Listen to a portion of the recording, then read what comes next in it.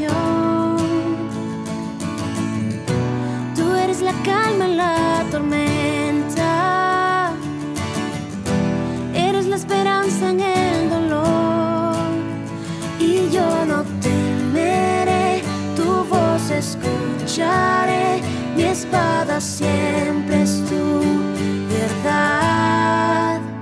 Tu nombre vence las tinieblas, libra al cautivo, trae misericordia al perdido. Tu nombre es fiel en la batalla, victoria en las pruebas, poderoso nombre que no falla. Tu nombre es grande, tu nombre es grande.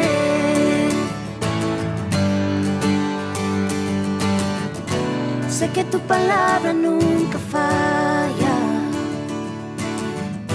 sé que la esperanza en ti está.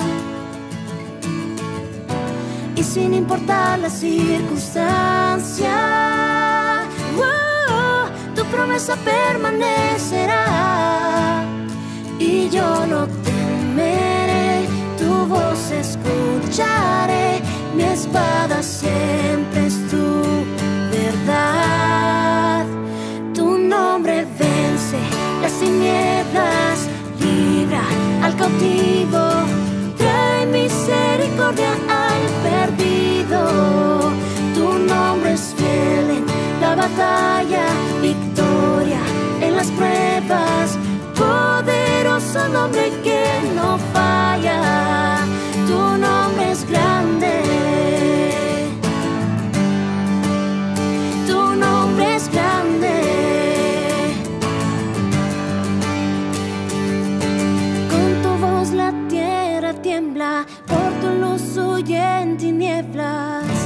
Poderoso es tu nombre, a una voz tu iglesia canta, a una voz tu pueblo clama.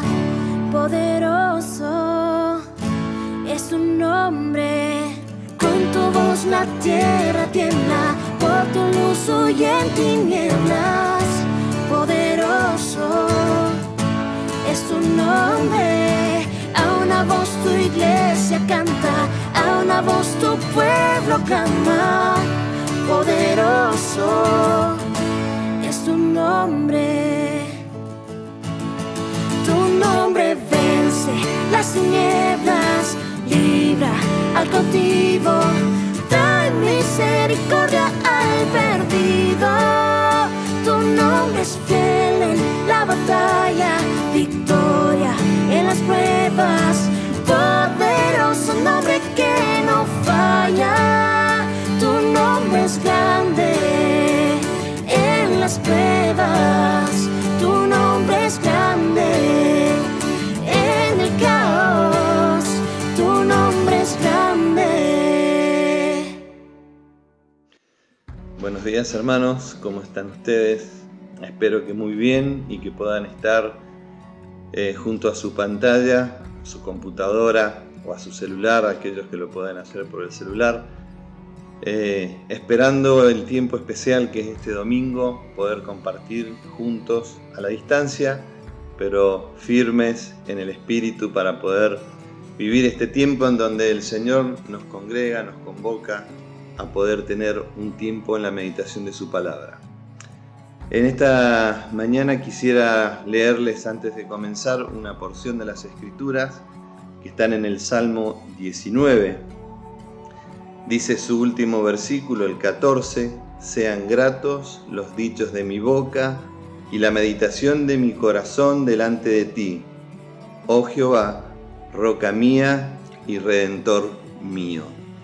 Que en esta mañana, queridos hermanos, podamos estar junto a ese Dios que nos salvó, que nos rescató, que transformó nuestras vidas y que hoy nos reúne para estar juntos, pudiendo alabarle, pudiendo escuchar testimonios, pero también pudiendo escuchar su palabra para que transforme día a día nuestras vidas. Y en esta mañana queremos tener un tiempo de oración antes de comenzar con la reunión, para que el Señor sea quien esté guiando cada uno de los pasos que vamos a seguir. Así que inclinamos nuestro rostro, allí cada uno en su lugar, y le pedimos al Señor que nos ayude, que nos abra nuestros ojos y que bendiga este tiempo. Querido Dios, te damos las gracias una vez más por poder estar abriendo tu palabra, viendo lo que tú tienes para enseñarnos. Te pedimos, Señor, que en este día podamos ser edificados y de esa manera, Señor, transformados. Y una vez más, Señor, querer adorarte, alabarte, glorificar tu nombre, porque tú eres, Señor, esa porción de nuestra vida, Señor, esa parte fundamental de nuestra vida, el motor de nuestra vida. Por eso, hoy, Señor, te pedimos, te rogamos que bendigas tu palabra, que bendigas este tiempo y que sea de grato momento para cada uno de nosotros. Te alabamos, te adoramos, en el nombre precioso de nuestro Salvador, el Señor Jesucristo. Amén. Y bueno, muy bien, como siempre estamos haciendo los domingos, antes del tiempo de alabanza y el tiempo de la palabra de Dios, vamos a presentar a una persona que es la que va a estar encargada de darnos su testimonio. En este caso es Gabriele, la esposa de Gerardo, y queremos juntos, ¿no? Allí por nuestros medios móviles poder escuchar lo que Dios ha hecho en la vida de Gabriele. Así que te damos la bienvenida, Gabriele, y pedimos a Dios que bendiga este tiempo y que sea de bendición para cada uno de nosotros. Buen día, hermanos. Me llamo Gabriele Costa de Jiménez, para los que no me conocen. Soy la esposa de Gerardo y la mamá de Fernando, Beatriz y Matías. Yo tuve el privilegio de nacer en un hogar cristiano. Mis papás eran creyentes, por su parte también hijos de creyentes, así que la fe ya estaba en la familia ya hace un tiempo. Y de niña, a la edad de 6 años, mi mamá me cuenta que tomé decisión con ella, haciendo una oración. Y después, más adelante, tuve oportunidad, digamos, de reafirmar esa decisión por Cristo en un campamento de niños a la edad de 12. Después, más adelante, a los 18, me bauticé juntamente con uno del grupo de jóvenes de mi iglesia en ese entonces. Durante ese tiempo también, entre los 16 y algunos años más, mis padres estuvieron a tiempo completo en la iglesia como pastores, y estuve muy involucrada en el liderazgo con los jóvenes. Mientras tanto también estuve estudiando una carrera en la universidad, y terminado ese tiempo de estudios empecé a trabajar en una empresa y estuve así por unos años hasta que decidí hacer una pausa para estudiar la Biblia. Y fue así en el año 2004 que llegué acá a Argentina, a Monte, para estudiar en el Instituto Bíblico Palabra de Vida.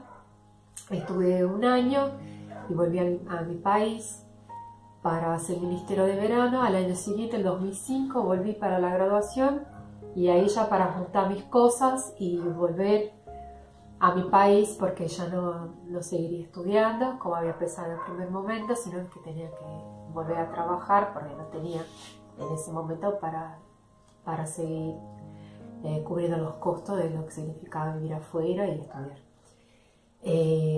En ese año conocí a Gerardo, por casualidad, ya volviendo a Brasil. Les cuento como una anécdota, porque por ahí no conocen. Y al año siguiente, el 2006, volví de vacaciones, como para despedirme de los que habían sido mis compañeros del instituto. Y ahí nos volvimos a encontrar. Ese mismo año, más adelante, nos pusimos de novio. El 2007 volví a Argentina para seguir estudiando. En el final de este año, en 2007, nos casamos, y ahí ya me vino así, de una a vivir, y ya me quedé acá hice, digamos, el traslado, asumí Argentina como mi país. En los años que se siguieron tuvimos a nuestros hijos, estuvimos por un periodo de vuelta a Brasil por algunos años, allá nacieron los mellizos y después volvimos, digamos, en definitivo, en el 2016 volvimos a Argentina y estamos desde entonces. En la iglesia estuve trabajando con el ministerio de la escuela dominical, que bueno, ahora se suspendió con todo ese tema que estamos viviendo ahora de la pandemia, pero para mí era un placer estar ahí enseñando, estar con los niños y espero que podamos volver pronto. En mi vida yo creo que Dios siempre usó de mucha gracia y misericordia.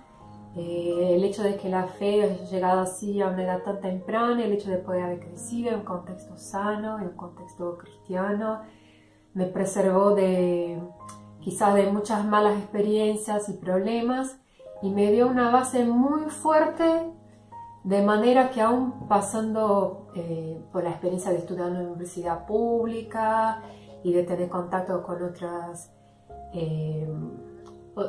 ideologías, otras creencias, otro tipo de información, muchas veces conflictante con el Evangelio, pero pude mantenerme firme a pesar de eso y después dejarlo todo para venir a estudiar la Biblia y estar unos años también a tiempo completo en la obra y ahora viviendo en otro momento como familia, pero todavía confiantes en Dios y con la seguridad de que sí es lo mejor, lo que Él tiene para nosotros y es lo que también tratamos de transmitir a nuestros hijos para que ellos puedan tener la misma experiencia, ¿no? Porque la fe es más que todo una decisión personal, es algo que no, como muchos dijeron en otras oportunidades, no es algo que simplemente heredamos, pero tenemos que tomar esa decisión.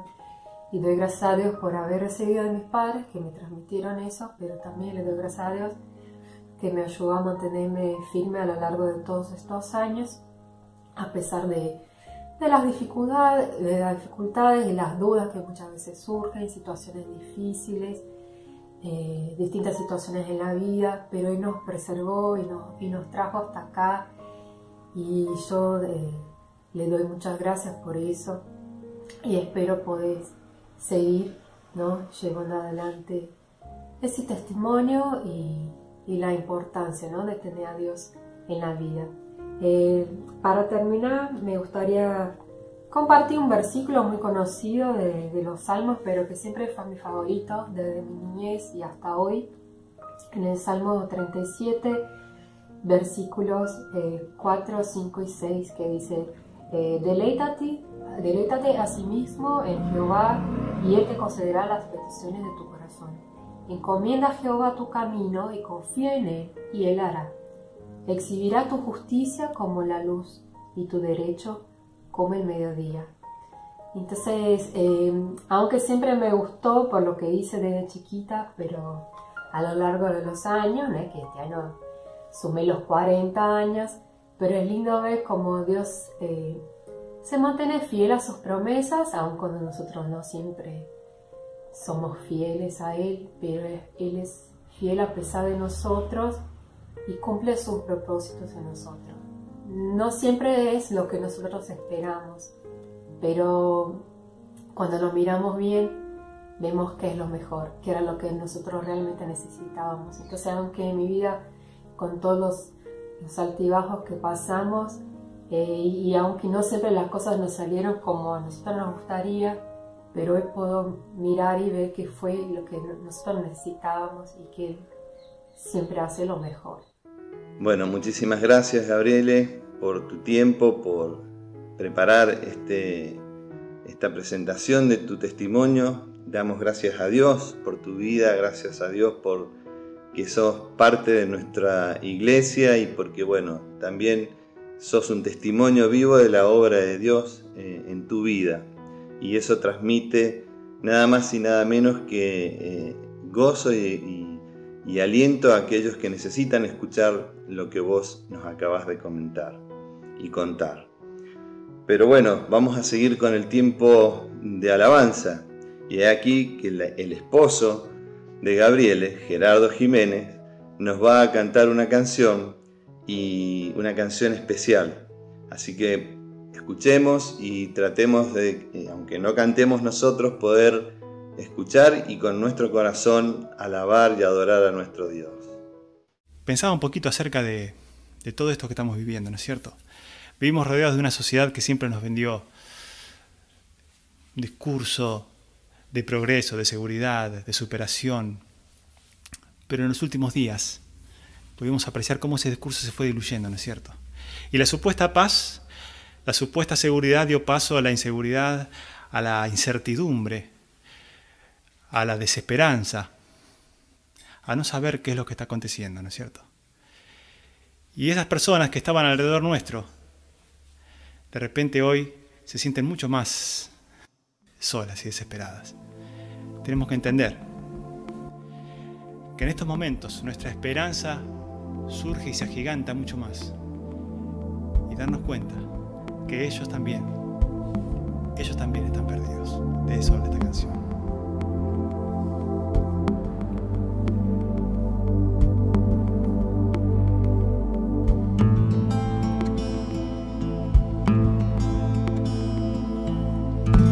Condenados a prisión, eternamente perdidos, sin Cristo en el corazón, sin razón para estar vivos. Dicen que no existe Dios, totalmente envanecidos. Sin embargo, en su interior no hay respuesta a su destino, intentándose llenar un insaciable vacío, presumiendo libertad y en realidad están cautivos.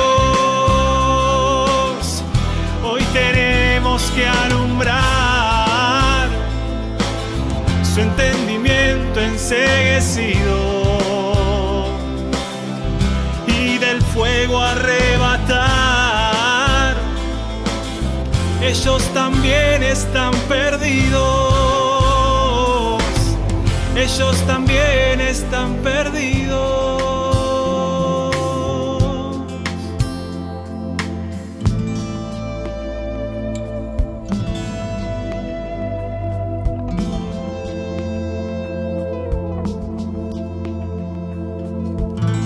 Cuántas veces derramé lágrimas por los perdidos y solo me emocioné, lo demás se había extinguido.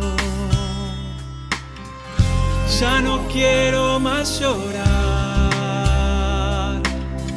quiero ir a predicar.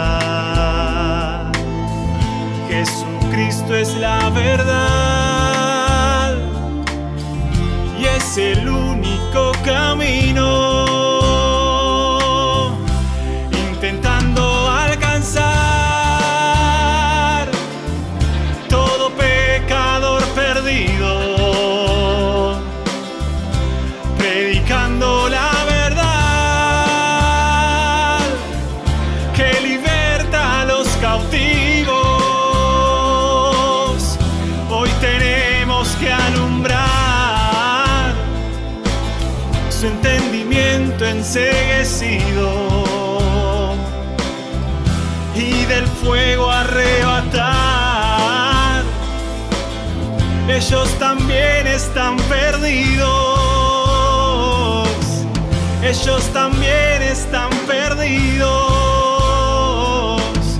ellos también están perdidos.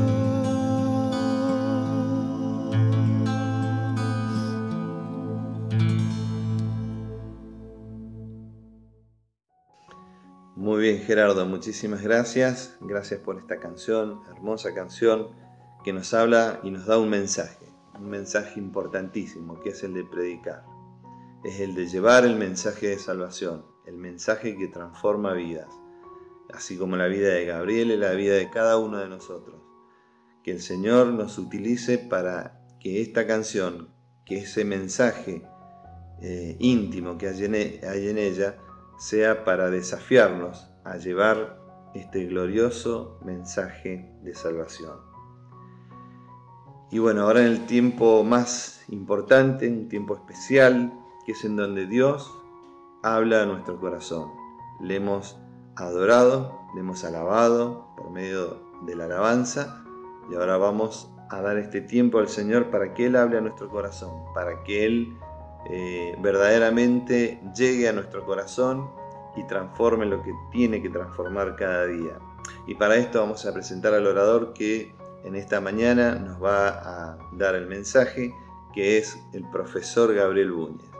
Digo profesor porque aparte de ser profesor, docente de colegio secundario en lo secular, también es profesor en el Instituto Müller, es uno de los encargados del Instituto Müller, y bueno, es un orgullo, un honor para nosotros tenerlo a él, y que dar también gloria y gracias a Dios por el ministerio de él y por todo lo que él hace a través de la enseñanza. Por eso es que les pido que abramos nuestro corazón, que nuestra mente esté atenta a lo que él tiene para decir, porque es nada más y nada menos que el mensaje de Dios para cada uno de nosotros.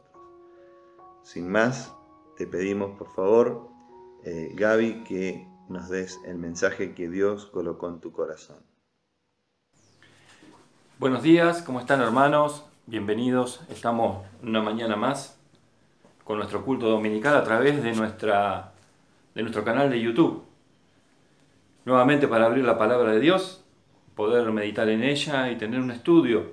Esta vez vamos a estar viendo en el Evangelio de Mateo. Así que les pido que me acompañen ahí.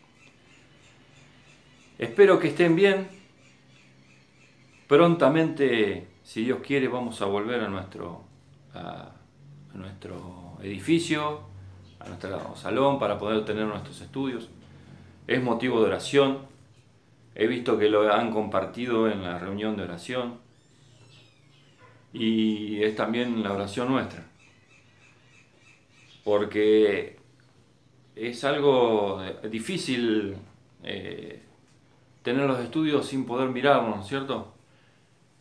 Yo ahora estoy hablando a una cámara, sé que están ahí en sus casas muchos mirando, pero es muy impersonal y también hace falta el ambiente y la relación que tenemos como hijos y hermanos en Cristo.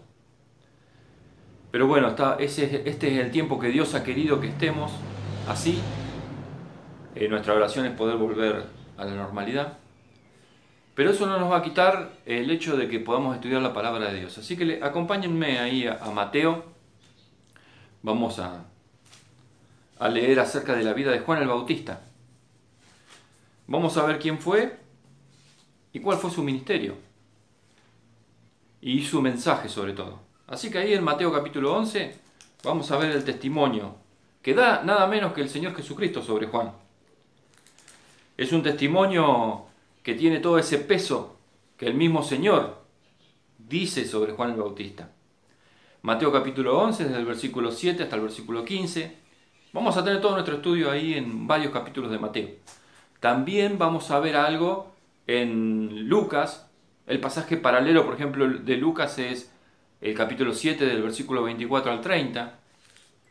Pero sobre todo ahí en Mateo. Vamos a tratar de pensar y de sacar algunas aplicaciones personales que nos sirva a nosotros en nuestra vida. El contexto es Jesús, ahí el versículo 1 del capítulo 11, es claro. Jesús hablando a la gente, pero dice, cuando Jesús, el versículo 1 dice, cuando Jesús terminó de dar instrucciones a sus 12 discípulos, se fue de allí a enseñar y a predicar en las ciudades de ellos. Y al oír Juan en la cárcel los hechos de Cristo, le envió 2 de sus discípulos para preguntarle, ¿eres tú aquel que había de venir o esperaremos a otro? Y esta pregunta es la que dispara el comentario de Jesús a partir del versículo 7. Porque dice, y mientras ellos se iban, o sea, mientras se iban los discípulos de Juan, ya no estaban sus discípulos, y tampoco estaban los discípulos de Juan porque se estaban yendo. Entonces comenzó Jesús a decir de Juan a la gente. Así que este es un mensaje que da Jesús a la gente que estaba ahí reunida. Él dice que había ido allí a enseñar y a predicar en esas ciudades. Ahora esa gente no era cualquier gente, porque era gente que había estado viendo, había ido a ver el ministerio de Juan el Bautista en el desierto. Porque Jesús le trata de enseñar y de mostrar quién era Juan a través de, en principio, algunas preguntas. Preguntas que nos sirven a nosotros hoy también para evaluar quién fue Juan el Bautista. Dice Jesús a decir de Juan a la gente, ¿qué saliste a ver al desierto? ¿Una caña sacudida por el viento? 2 preguntas muy interesantes. Primero porque define que la gente tuvo que ir hasta el desierto. Tuvo que recorrer de alguna forma ese trayecto de las ciudades en las que estaba, e ir hasta un lugar que no había ciudad y a ver, dice. O sea, la gente fue a ver algo. Por eso Jesús utiliza la palabra ver. Porque Juan bautizaba y era como un espectáculo. Y a ese espectáculo venía mucha gente. Fíjense, Mateo capítulo 3 dice en el versículo 5 quiénes iban a ese lugar. Ese lugar que el Evangelio de Juan lo llama Betábara. Y que está muy probablemente en la desembocadura del río Jordán y el Mar Muerto. Hay otros lugares que lo identifican, pero no son tan desiertos. Hay otro lugar que algunos historiadores identifican que es la desembocadura de un río que se llama Jaboc, en el Jordán, pero ese lugar no era desierto, no es desierto hoy. Y también a la salida del Jordán desde el mar de Galilea, pero es un lugar muy lejos de la región en la cual dice ahí Mateo capítulo 3 versículo 5, en la que Juan bautizaba, porque Mateo 3:5 dice, y salía a él, a Juan el Bautista, salía a él Jerusalén y toda Judea y toda la provincia de alrededor del Jordán. O sea que ahí había un montón de gente. Esta gente que estaba ahí, que estaba escuchando en ese momento a Jesús, que Jesús les dijo, ¿qué saliste a ver al desierto? ¿Qué saliste a ver al desierto? Ahora, le agrega, ¿qué saliste a ver? ¿Una caña que se dobla con el viento? ¿Una caña hueca? ¿Cómo era Juan? ¿Era eso? ¿Alguien débil? ¿Alguien que se dobla ante el menor viento? No, no era así Juan. Juan no se dobló nunca. Con estas 2 preguntas, el Señor a esa gente la hace pensar, y nos tiene que hacer pensar a nosotros en esta mañana acerca de las convicciones que tenía Juan el Bautista. No le importó de qué lugar soplaba el viento, no se acomodó a cómo venía la situación. Y se enfrentó a un montón de situaciones. Y eso es lo que yo quiero que en esta mañana pensemos, analicemos, estudiemos y leamos en la Biblia acerca de ello. Porque Juan se enfrentó por lo menos a 2, nosotros vamos a ver a 2 situaciones para hacer su ministerio. Primero, a los peores, digamos. Porque ahí en el capítulo 3, fíjense, el versículo 6 dice, y eran bautizados por él en el Jordán, confesando sus pecados. Al ver él que muchos de los fariseos y de los saduceos venían a su bautismo, les decía, generación de víboras, ¿quién os enseñó a huir de la ira venidera? Lo primero que se enfrentó fue a estos tipos. Estos muchachos tenían una organización, se identificaban como fariseos, eran bastante cultos, tenían poder, pero también tenían mucha resolución para hacer las cosas. Ellos realmente creían en lo que decían. Y si bien muchas veces vemos que mandan a hacer cosas a los demás, que ellos, que Dios, incluso en la Biblia lo dice, que ellos ni siquiera con un dedo harían, en algunas cosas eran muy resueltos. Por ejemplo, en perseguir a las personas. Vemos cómo persiguieron a Juan y vemos cómo persiguieron al Señor Jesús, cómo se le opusieron, cómo trataron de manejar la gente. Eran no solamente personas que les gustaba hablar y decir, sino también de acción. Ahí hay una historia acerca de ellos que cuenta Flavio Josefo. Flavio Josefo fue un historiador judío que hace la historia de Israel y menciona en muchos pasajes acerca de los fariseos y los saduceos. Les voy a contar la historia que dice Flavio Josefo sobre estos muchachos. Y un poco el contexto político. Jerusalén estaba dividida. Después de Herodes el Grande, que reinó y que tuvo relaciones con Roma, que era el imperio dominante en el mundo, luego que él muere, su territorio, el territorio de Israel, queda dividido en 3 partes. Y cada una de esas partes gobernada por uno de sus hijos que quedaron vivos, porque a otros mató. En el norte, en la zona de Galilea, estaba Herodes, el mismo nombre que su padre, pero es conocido como Herodes Antipas. Y 2 hermanos, Felipe, otro de los gobernantes, y el otro hermano, que no me acuerdo el nombre, se dividieron. Uno estuvo en el sur y otro estuvo en Jerusalén. Y toda la zona ahí de Judea. El que gobernó esa zona fue tan desastroso su gobierno que Roma intervino esa zona y mandó un prefecto, un gobernador. Y ese gobernador es Poncio Pilato. Así que en el norte de Israel estaba Herodes, el tetrarca, este Herodes Antipas, gobernando, pero en la zona ahí de Judea, donde estaban los fariseos, estos muchachos que se habían acercado a Juan, estaba Pilatos. Pilatos, claro, un gobernador romano, cuenta Flavio Josefo que quiso traer al templo de Jerusalén, unos años antes del ministerio de Jesús, del comienzo del ministerio de Juan y de Jesús, quiso traer unas estatuas.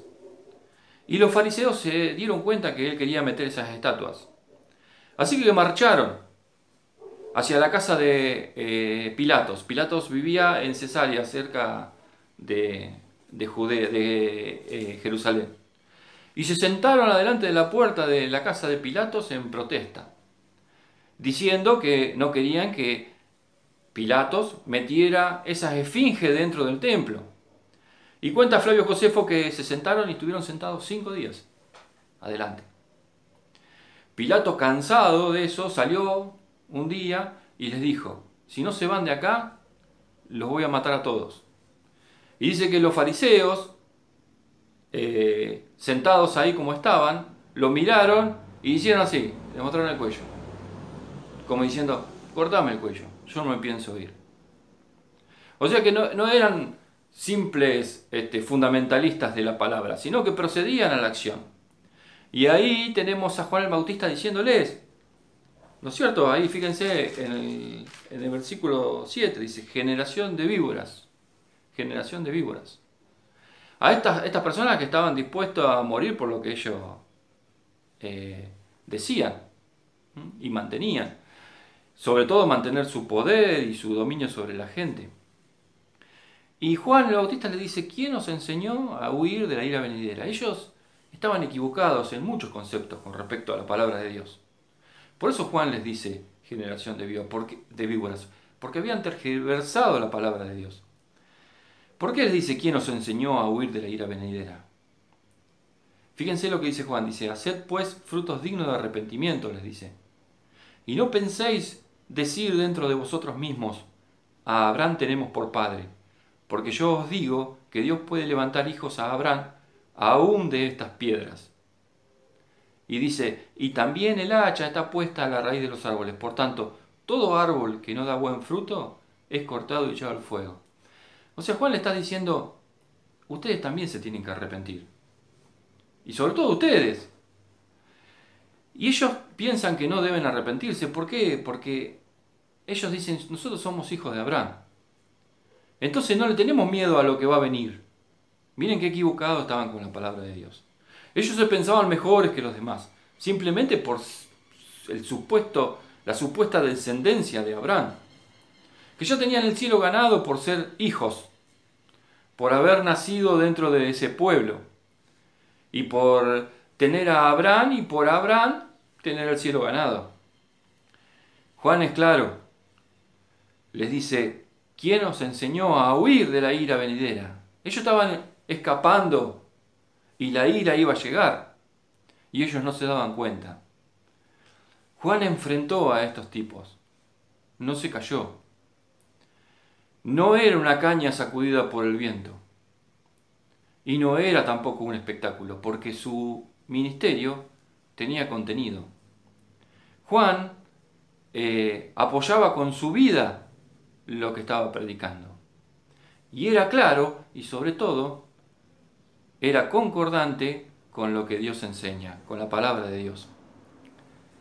Fíjense otro pasaje. Él se enfrentó a estos fariseos y saduceos, que en algún momento, dice la palabra de Dios ahí en Lucas capítulo 7, versículo 30, dice que desecharon los designios de Dios. Ellos no tuvieron en cuenta lo que Dios dice. Ellos hicieron una mala interpretación. ¿Qué problema es interpretar mal la palabra de Dios? ¿Qué problema? Fíjense, Mateo, capítulo 14, desde el versículo 1 hasta el 12. Ahí vemos un relato de cómo Herodes, el tetrarca, mató a Juan el Bautista, lo asesinó. Dice, en aquel tiempo Herodes, el tetrarca, oyó la fama de Jesús y dijo a sus criados, este Juan el Bautista ha resucitado de los muertos y por eso actúan en él estos poderes, porque Juan no hizo milagros. Y cuando Herodes, este gobernador ahí, como le expliqué, de la zona norte de Israel, de Galilea, vio que Jesús hacía milagros, pensó que había resucitado Juan en Jesús, toda una cosa rara. Porque Herodes, dice el versículo 3, había prendido a Juan y le había encarcelado y metido en la cárcel por causa de Herodías, mujer de Felipe su hermano. Porque Juan le decía, no te es lícito tenerla. Fíjense, Juan le decía a este tipo, no te es lícito tenerla. Si Juan hubiera sido una caña que el viento la llevaba para cualquier lado, no hubiera salido a decir este tipo de cosas. No le hubiera gritado en la cara a los fariseos, generación de víboras. O hubiera salido a decir a un gobernador que lo podía matar, de hecho lo metió preso. Y después lo termina matando. Está bien, de alguna forma lo escuchaba, dice Herodes, a Juan, lo quería, pero ante un pedido de la hija de su esposa, le cortó la cabeza y se la trajo en un plato. Pero Juan, claro, podría haber dicho, no, ¿para qué le voy a decir esto? No, él lo hizo. Yo pensaba, ¿por qué? Dice, porque Juan le decía, no te es lícito tenerla, no te es lícito tener a tu esposa, porque es la esposa de tu hermano. Juan era un tipo decidido, no era cualquier cosa. Y yo estuve pensando en este tipo de cosas, y digo, qué poco tiempo, ¿no es cierto? Porque Juan empezó su ministerio, empezó a bautizar, vino con un mensaje que ya vamos a ver, y al poco tiempo fue preso y luego lo asesinaron. Yo digo, ¿qué habrá pensado él en su cabeza? ¿Qué habrá tenido como meta? Y evidentemente es lo que Jesús está dando testimonio de él. Fidelidad. Una persona fiel. Y una persona que sabía que ese era su momento. O sea, el momento de hablar era ese. ¿En qué otro momento le iba a decir a los fariseos el tipo de persona que era? Justo ahí, cuando todo el mundo había salido a ver cómo él bautizaba, donde estaba toda la gente. Es necesario que se arrepientan todos, ustedes también. Y también en la corte, ahí en el lugar, él le decía a Herodes, no te es lícito tener a esta mujer. Era su momento. Y hay momentos, yo me quedé pensando, digo, ¿cuáles son nuestros momentos? ¿Y qué pensamos en ese momento? ¿Y cómo es el contexto en ese momento? Si nos lleva a cambiar lo que nosotros creemos. Miren, hace la semana pasada estaba mirando una serie de entrevistas y hay una entrevista a un ex jugador de fútbol, no sé si es ex jugador de fútbol, pero que jugó en Argentina. Los que son futboleros seguramente lo conocen, es Abreu, Sebastián Abreu, el loco Abreu le dicen. Claro, él jugó al fútbol en Argentina, jugó en un montón de países, pero jugó en la selección uruguaya. Y él contaba una anécdota sobre una definición en un mundial para pasar a la semifinal de Uruguay, en el Mundial 2010, algunos se van a acordar. En el Mundial del 2010, Uruguay, la selección, llegó a jugar cuartos de final con el equipo del país Ghana. Y empataron el partido y tuvieron que ir a penales. Y él relata, que le tocó patear el último penal, relata la historia de cómo tuvo que definir ese penal. Dice que, se lo voy a contar cortito, pero es interesante la historia. Él cuenta, y lo cuenta de una forma muy, muy buena, muy amena, que te hace prenderte la pantalla. Dice que él iba a patear tercero, pero se acerca al director técnico, al maestro Tavares, y le dice: maestro, póngame quinto, que tengo un presentimiento. Y el maestro lo pone quinto para patear los penales. Ellos habían estado practicando los penales. Él había estado practicando, la pelota, no sé si se acuerdan, era una pelota muy livianita y era difícil patearla. Y él en los penales que había practicado, los había agarrado todos los días antes. Pero habían practicado algo, habían practicado también la caminata desde el medio de la cancha a patear el penal. ¿Por qué? Porque es el contexto, el lugar, la cancha, la cantidad de gente, los jugadores, el mundo mirando a través de la cámara, influían. Así que habían practicado eso. Bueno, él había estado observando y había estado observando el arquero siempre se tiraba para el mismo lado. Y claro, de acuerdo a toda esta información, se había dado cuenta que él, el penal lo tenía que picar. Para los que les gusta el fútbol saben, o sea, patearla despacito y que entre despacito la pelota al medio.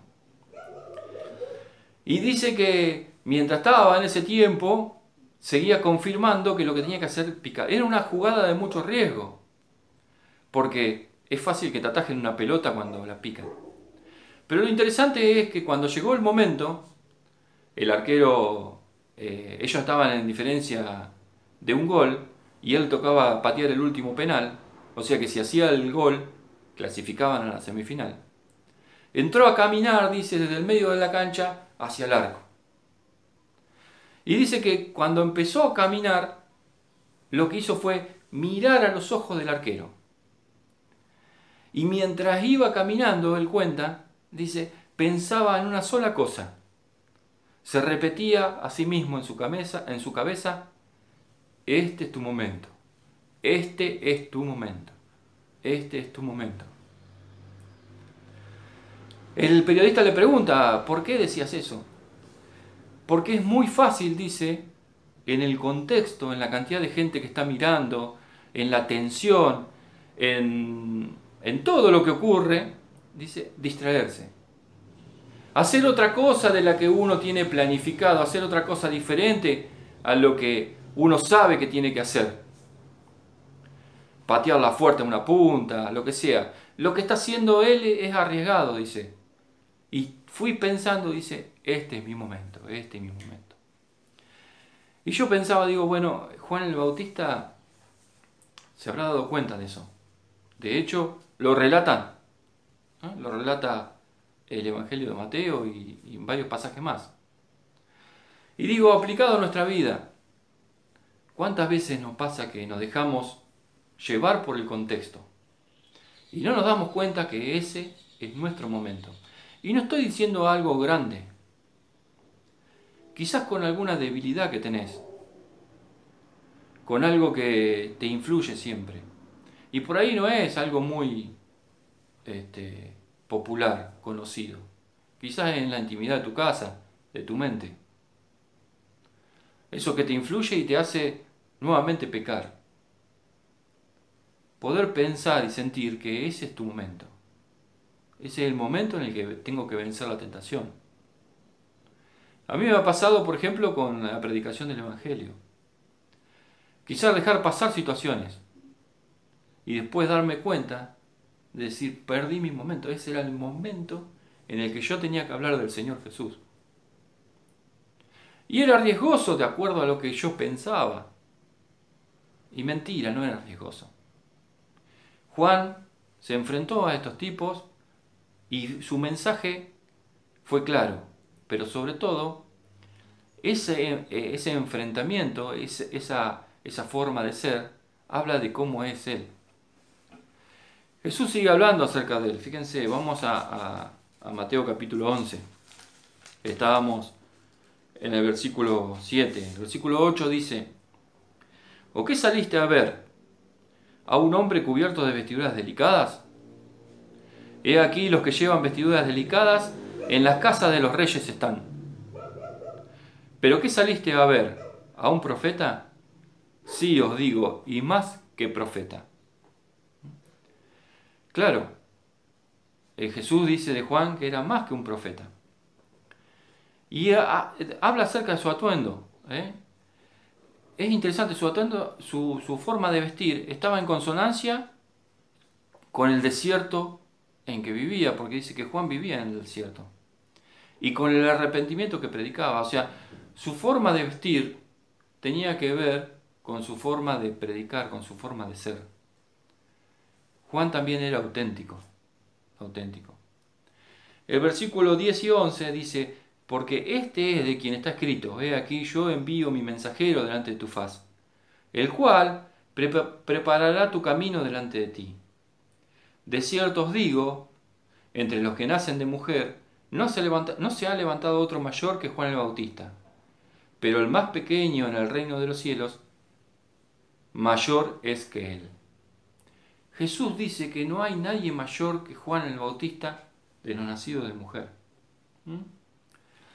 Qué interesante, ¿no? Porque, claro, yo pensaba, digo, ¿y los profetas? Claro, los profetas, de alguna forma, vislumbraron de lejos a Jesús. Añoraron por ahí verlo al Señor. Juan lo vio. No solo lo vio, sino también estuvo cerca de él. Lo señaló con el dedo diciendo, he aquí el Cordero de Dios. He aquí el Cordero de Dios. Eso no lo tuvo ninguno de los profetas. Y no solo eso, sino que Juan el Bautista también lo bautizó. Lo bautizó.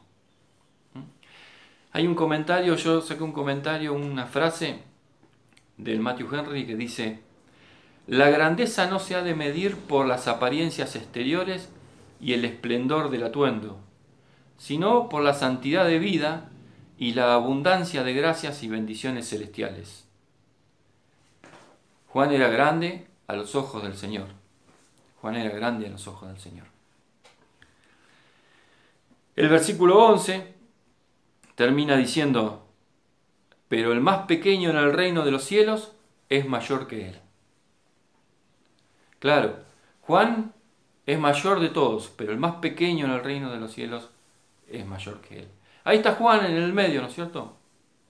De los nacidos de mujer no ha habido otro mayor que él. Y el versículo 12 dice algo importante con respecto al momento en el que estaban viviendo, porque dice, desde los días de Juan el Bautista hasta ahora, el reino de los cielos sufre violencia y los violentos lo arrebatan. Un versículo complejo. Yo les voy a leer la traducción que hace la Biblia del lenguaje actual. Y es interesante porque lo explica, dice, desde que Juan el Bautista comenzó a predicar hasta ahora, el reino de Dios avanza a pesar de sus enemigos. Solo la gente valiente y decidida logra formar parte de él. Lo vuelvo a leer. Desde que Juan el Bautista comenzó a predicar hasta ahora, el reino de Dios avanza a pesar de sus enemigos. Solo la gente valiente y decidida logra formar parte de él. Marca la importancia de la venida de Jesús, el ministerio de Juan. ¿Por qué? Porque desde que vino Jesús a este mundo, ocurre esto que dice el versículo. Empezó a haber mucha más oposición de la que había. Y Juan el Bautista da inicio a eso. Porque Juan el Bautista empieza con ese mensaje que luego Jesús va a profundizar y a darle total sentido y solución a ese mensaje. Fíjense, versículos 13, 14 y 15 dice: porque todos los profetas y la ley profetizaron hasta Juan. Y si queréis recibirlo, él es aquel Elías que había de venir. El que tiene oídos para oír, oiga, termina diciendo ahí en el versículo 15 Jesús. En ese mensaje y en ese testimonio que da sobre Juan, que inicia diciendo que saliste a ver al desierto, termina diciendo: el que tiene oídos para oír, oiga. Como diciendo, no es por ver, sino por oír. Y la Biblia afirma que la fe es por el oír, y el oír por la palabra de Dios. Así que le está diciendo a esa gente, ¿quién es Juan? ¿Quién fue Juan? ¿Cuál fue su testimonio? ¿Y cuál es lo que tenemos que hacer? Oír. Oír. Ahora, ¿cuál fue el mensaje? El mensaje de Juan. El mensaje de Juan es claro. Vamos ahí a capítulo 3. Volvamos a Mateo capítulo 3, desde el versículo 1. Juan inicia, dice: en aquellos días vino Juan el Bautista predicando en el desierto de Judea y diciendo: arrepentíos, porque el reino de los cielos se ha acercado. Y ese era su mensaje, un mensaje de arrepentimiento. Arrepentimiento para toda la humanidad. No era un mensaje selectivo, era un mensaje masivo, un mensaje de arrepentimiento que luego Jesús toma y sigue con ese mensaje. Claro, Jesús lo desarrolla muchísimo más. Y no solamente lo deja en eso, sino que también lo lleva a la solución del arrepentimiento, al perdón de pecados. Él mismo es el Cordero de Dios que quita el pecado del mundo. Él mismo es el que toma ese pecado y lo clava y lo crucifica en la cruz. Él es el que resucita y que vence la muerte. Y Él es la puerta, el camino a la salvación. Jesús lo desarrolla muchísimo más. Jesús lo profundiza. Fíjense, acompáñenme a Mateo capítulo 11. Ahí en el capítulo 11 vamos a ver a Jesús desarrollando esto. Perdón, primero vamos al capítulo 9. Mateo capítulo 9, versículo 13. Fíjense lo que dice Jesús. El contexto es el llamamiento de Mateo. Dice: id pues y aprended lo que significa. Misericordia quiero y no sacrificio, dice Jesús. Porque no he venido a llamar a justos, sino a pecadores al arrepentimiento. Claro, muchos se piensan que son justos. Muchos se piensan que son justos y no necesitan arrepentimiento. Los fariseos pensaban eso, ¿no es cierto? Pensaban que por ser hijos de Abraham eran justos. No tenemos que caer en eso. Nuestro mensaje es ese también. Nosotros cuando predicamos decimos: por cuanto todos pecaron, no hay justo ni aun uno. Jesús más adelante sigue, fíjense, Mateo capítulo 11. Ahí en Mateo capítulo 11, sí, versículos 20, dice Jesús, entonces comenzó a reconvenir a las ciudades en las cuales había hecho muchos de sus milagros. ¿Por qué? Porque no se habían arrepentido, diciendo: ay de ti, Corazín, ay de ti, Betsaida, porque si en Tiro y Sidón se hubieran hecho los milagros que han sido hechos en vosotras, tiempo ha que se hubieran arrepentido en cilicio y en ceniza. ¿Ves? El arrepentimiento es necesario para todos. Y en Lucas, capítulo 13, acompáñenme, vamos a Lucas, capítulo 13, vamos a leer el versículo 1 al versículo 5. Lucas 13, versículo 1 dice: En este mismo tiempo estaban allí algunos que le contaban acerca de los galileos cuya sangre Pilatos había mezclado con los sacrificios de ellos. Y dice, respondiendo Jesús les dijo, ¿pensáis que estos galileos, porque padecieron tales cosas, eran más pecadores que todos los galileos? Os digo no, antes, si no os arrepentís, todos pereceréis igualmente. O aquellos 18 sobre los cuales cayó la torre de Siloé y los mató, ¿pensáis que eran más culpables que todos los hombres que habitan en Jerusalén? Os digo no, antes, si no os arrepentís, todos pereceréis igualmente. ¿Qué mensaje, no es cierto? Es el mensaje del Señor, arrepentirse. Arrepentirse porque el reino de los cielos se ha acercado. Ese es el mensaje de arrepentimiento. Fíjense, Juan tenía ese mensaje. Y vamos a leer ahí en Mateo, ya terminando, de vuelta en el capítulo 3, el versículo 11 y 12. Acompáñenme, Mateo capítulo 3, versículo 11 y 12 dice, Juan, yo a la verdad os bautizo en agua para arrepentimiento, pero el que viene tras de mí, cuyo calzado yo no soy digno de llevar, es más poderoso que yo. Él os bautizará en Espíritu Santo y fuego. Su aventador está en su mano, y limpiará su era, y recogerá su trigo en el granero, y quemará la paja en fuego, que nunca se apagará. El mensaje de Juan era arrepentirse, porque el reino del cielo se ha acercado. Pero también era señalar al Señor Jesús. Porque nadie se va a salvar de la ira venidera. Jesús es esa persona que viene, dice, con su aventador en su mano, y limpiará su era, y recogerá su trigo en granero, y quemará la paja. Es claro, Juan, es claro con la evangelización también. ¿Por qué? Porque hay para ese momento dos tipos de personas. Aquellas que tienen a su Salvador en su corazón y aquellas que no.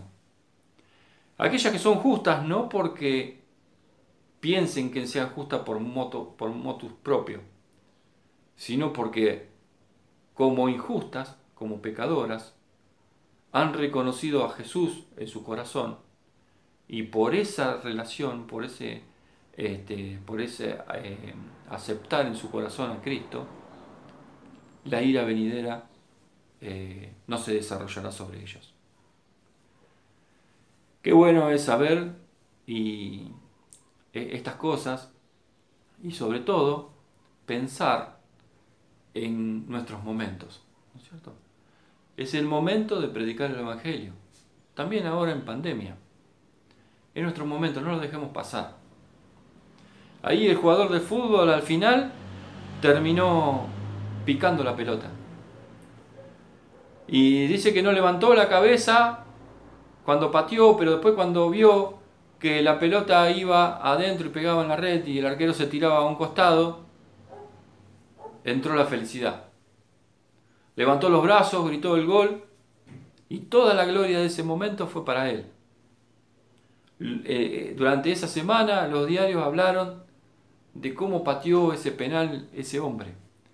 Y la selección uruguaya clasificó a la semifinal. Pero ese fue un momento pasajero, porque después la selección creo que salió tercera y pasó y hubo otros mundiales. Y ese momento fue ese momento nada más. En cambio nosotros pensemos en nuestros momentos. Y nuestros momentos en la predicación del Evangelio son eternos, van a quedar en el cielo. Dios los está viendo. Pensemos en nuestros momentos y no nos dejemos mover por el ambiente. No nos dejemos que nos influya en nuestras decisiones. ¿Sí? No seamos como una caña que se dobla por el viento, una caña hueca. ¿Sí? Fidelidad a Dios. Espero que le haya sido tan buena la palabra como me ha sido a mí. Les mando un abrazo, que Dios los bendiga y que prontamente nos podamos volver a encontrar. bendiciones a todos y que tengan una preciosa y bendecida semana. Bueno, Gabriel, muchísimas gracias. Hermoso mensaje. Gracias al Señor porque te utiliza a través de la palabra, y obviamente es de edificación para todos. Seguramente lo ha sido para vos, pero también llega a nuestro corazón y hace que nuestro corazón vaya cambiando día a día. Importantísimo el mensaje, ¿no? El arrepentimiento. Muchas veces pensamos que el arrepentirse es simplemente decir o pedir perdón y seguir el trayecto de nuestra vida como sigue. El arrepentimiento es justamente todo lo contrario, es voltear, es dar vuelta completamente al rumbo que llevábamos. Y esto es lo que Dios ha hecho en la vida de cada uno de nosotros. Así que, como dice la Escritura, de modo que si alguno está en Cristo, nueva criatura es, las cosas viejas pasaron y aquí todas son hechas nuevas. Y para que sean nuevas, verdaderamente, en primer lugar debemos estar en Cristo, y en segundo lugar debe haber un arrepentimiento, que es el cambio de nuestra mente, obviamente obra del Espíritu Santo, y el trabajo diario de nuestro encuentro con el Señor para llevarnos a cambiar ese rumbo, y que ese rumbo sea distinto, un rumbo celestial. Así que bueno, muchas gracias, Gaby, que Dios bendiga su palabra, pero que también bendiga ricamente a vos como cabeza de tu hogar, también a tu familia, y que siga prosperando el ministerio en el cual el Señor te ha colocado, en la enseñanza y en todo lo que hagas para el Señor. Bueno, muy bien, espero que este mensaje haya llegado a lo más profundo de cada uno de ustedes, así como lo ha hecho en mí, y que el Señor vaya obrando en nuestras vidas. Ahora vamos a despedirnos y vamos a poner, para que ustedes puedan ir leyendo, los horarios de los anuncios. Como ya sabemos, lunes y martes las tareas del Instituto Bíblico Müller. Allí se van a estar realizando por Zoom las tareas. Y también el día miércoles por Zoom, igualmente, es la nueva materia del instituto, que es escatología. El día jueves a las 20 horas aproximadamente estamos reuniéndonos por este mismo medio para tener el tiempo de la reunión de oración. No se olviden tratar de estar allí, si pueden un ratito antes, ir enviando los motivos de oración que van a ser recibidos seguramente por Gustavo y por Juan Quispe. Así que damos gracias a ese tiempo que el Señor nos permite estar juntos también, para poder estar intercediendo ante el Señor por cada uno de aquellos que están necesitando, y de todos, la iglesia en general. Los pedidos que se hacen se ponen en oración, y luego a través de la semana ir recordándolos para orar por ellos. Los días sábados está la reunión de OANSA, también por medios, por medio de internet, la reunión de los adolescentes y también la reunión de los jóvenes. El día domingo próximo, a esta misma hora, 10:30 de la mañana, comenzaremos con el culto dominical, el culto familiar. Así que sin más, que el Señor les bendiga y que prontamente podamos estar reuniéndonos como lo hacíamos habitualmente. Yo creo que en la medida que vayamos saliendo de esta cuarentena estricta y que se vayan liberando cosas, vamos a poder reunirnos. Creo que todo lo que es aglomeración de gente va a tardar más tiempo, igual que las clases y todas esas cosas van a tardar más tiempo. Pero bueno, tengamos la esperanza, tenemos la esperanza obviamente de que el Señor va a ir acomodando todas las cosas, y si Dios ha permitido esto es porque Él tiene un propósito en todo ello. Nada escapa en el pensamiento y en los designios del Señor, así que confiemos en ello y esperemos confiadamente en la voluntad de Dios. Así que sin más, les mando un abrazo muy grande de parte mía y de mi familia, y que pronto nos podamos volver a encontrar. Muchas bendiciones para todos y que tengan un feliz domingo.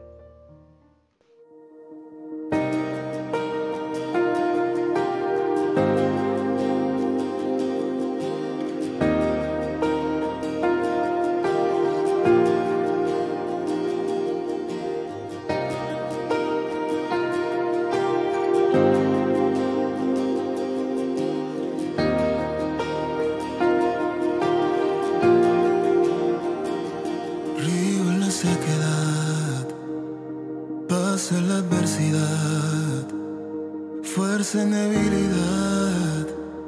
El cielo es mi realidad, sangre por libertad, heridas por sanidad, gracia en la iniquidad, justicia por mi maldad.